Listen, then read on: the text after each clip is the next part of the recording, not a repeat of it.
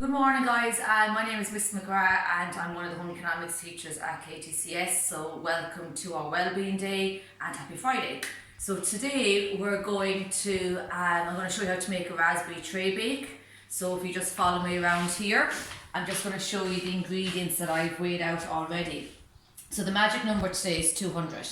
So there's 200 grams of self-raising flour, which I've saved. There's 200 grams of butter. You can use unsalted butter if you want. There's raspberries, blueberries, there's dark chocolate chips. Now you can use white chocolate chips, whatever you want to use. And there's 200 grams of I've put in brown sugar, but you can actually use caster sugar if you have that at home. And there's 4 eggs, and then there's 50 grams of ground almonds, but they're optional. Okay, so the first thing I'm going to do is I'm going to wash the hands are washed. And first we're going to do is we're going to cream the butter and the sugar together. So if you give me a minute there, and I'll come back to you. Okay, so guys, today this is step 1 of the method for the raspberry tray bake. So I have 200 grams of unsalted butter. Now you can use salted butter if you have that at home. The rule I would have is to cut the butter up into small pieces, but to have the butter left out maybe an hour or 2 before you start baking. It's just easier to mix. So you can get your fingers or you can get a knife, which I'll just put here, and I'm just putting it in with the sugar. So this is going to be the creaming method. So I'm just going to get my electric whisk, so always make sure that it's plugged in and make sure the attachments are in beforehand. So I'll just show you how to put the attachments in just in case you're not sure. So you put the attachments, you just make sure that the pointed side goes in, and you should hear a click. And then again, make sure like the rough edges there, like at the pointed edges, they'll go in, and again you hear a click. Now again, you should make sure it's plugged in. And then the rule then is just to make sure you hold the bowl with one hand, and then you obviously have the whisk in. Now I'm going to start at speed 1, and this could take maybe 2 to 3 minutes. And we want it to be like a nice white fluffy cloud, but in this case, because I'm using brown sugar instead of the white sugar, it'll be a brown fluffy cloud. Okay, so I'll just do step 1. So again, it does kind of fly, so you might need to get it, maybe change the bowl, or just do it slowly until it looks like a clean mixture.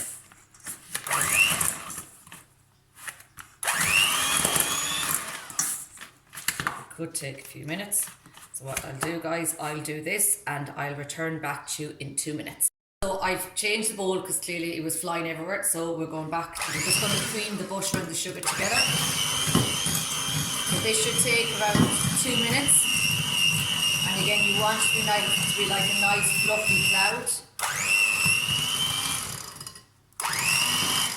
Now, if the butter is really soft, it'll be easier. It'll be a nice smooth mixture like this. So again, I'm just going to plug out the whisk, and we're going to add the eggs next. Okay, so there's 4 eggs, so I've cracked 3 already, and I'm just going to put the 4th one in. Now, to crack an egg, again, if you want, you can just get your knife and you can crack it in the middle of the egg like this, and then you literally just separate it. All going well, put out the shell. Perfect. And if the shell happened to go in, you could just literally just use a spoon there to get it out. So we'll lightly beat it. Now you can use some vanilla essence in this as well. You don't have to.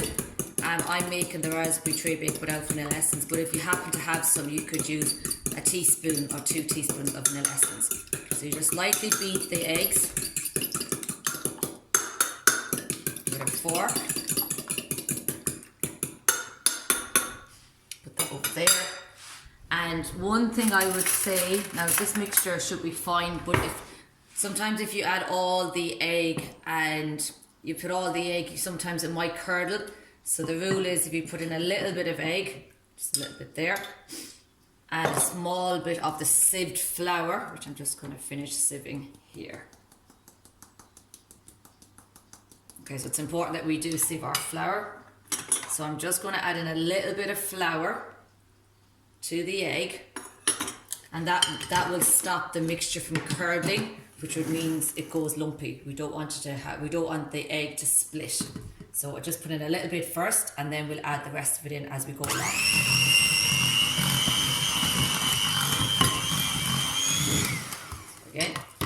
little bit of egg, so you can stand your whisk on the side. So add a little bit of egg,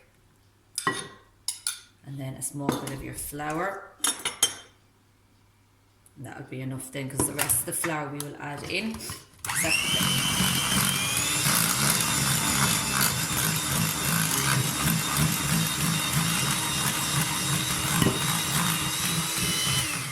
Again, we're just adding all the egg now.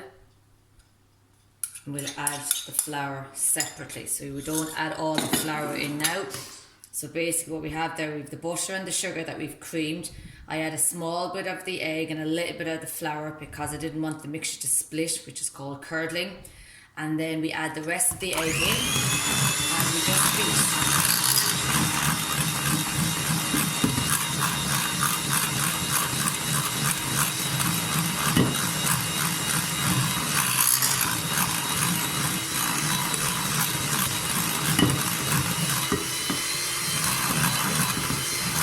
Do this for maybe a minute or two just to make sure that all the egg is beaten in. The next thing we're going to do, guys, is we are going to add in our flour, our sieved flour, so we'll add that in. Now again, I've actually used, this is self-raising flour, but you can actually use gluten-free flour as well. That's putting in a shake of the almonds, and that gives it a nice texture. But if you don't have the almonds at home, that is completely fine. So the second last stage is that we're going to fold the flour in. So we're just going to fold the flour with a metal spoon until all the flour disappears. And the reason that we're not mixing this with the whisk is that if we mix it with the whisk, we might knock the air out of the mixture, which we do not want. So we're just going to fold it with the metal spoon, keeping it nice and cold and allowing the air to be trapped in the mixture. So it should be like a scrambled egg look, because the 4 eggs will obviously contribute to a nice yellow colour, okay?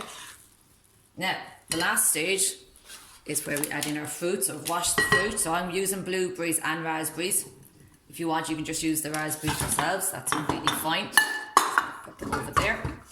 And then I'm using dark chocolate chips, but again, you can use white chocolate chips. I'm just using dark chocolate chips, and because they're my favourite. Use some of them. Now, if you want, you can cut the raspberries in half, and if you feel you want them small, but you'll see as you're mixing the raspberries, they kind of do mash up anyway, so it's fine.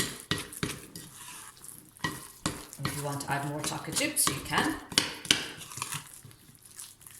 Now, so this is your mixture. So I'm going to leave that to one side. I'm going to plug out the whisk. And then I'm just going to show you how to grease the tin. So this is the baking tin that you can use.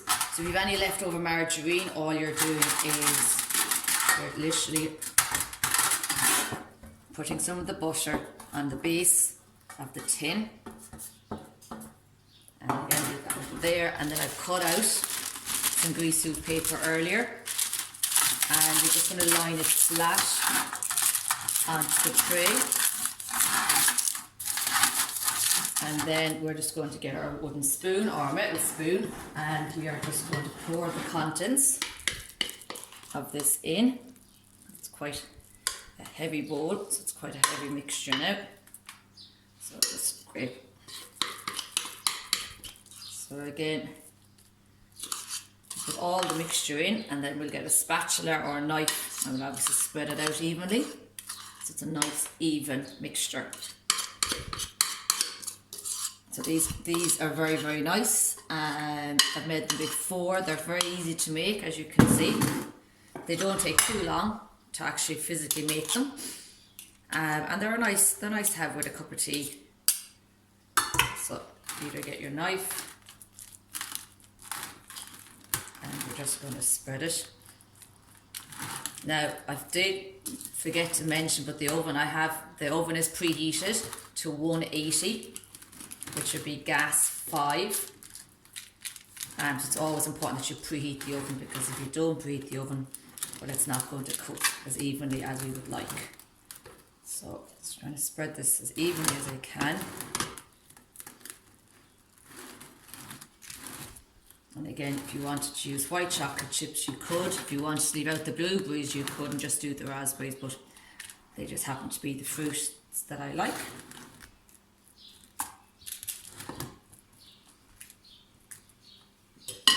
Now, so what we'll do, we will get our oven out, and I'm going to put into a preheated oven for 45 minutes. I'm just going to move this tray down. And these should be ready in 45 minutes. So I've set the timer, it's at 180 degrees, and I will see you back in a few minutes. So guys, there you have it, the raspberry tray bake. So I just have sprinkled some icing sugar over it. If you want to be adventurous, you could melt some white chocolate and you could sprinkle it, or you could drape it over the raspberry tray bake. But as you can see, it's quite a decent size. You'll be having this for quite a long time, and just sit back and enjoy it with a nice cup of tea. Happy Friday, guys. Take care.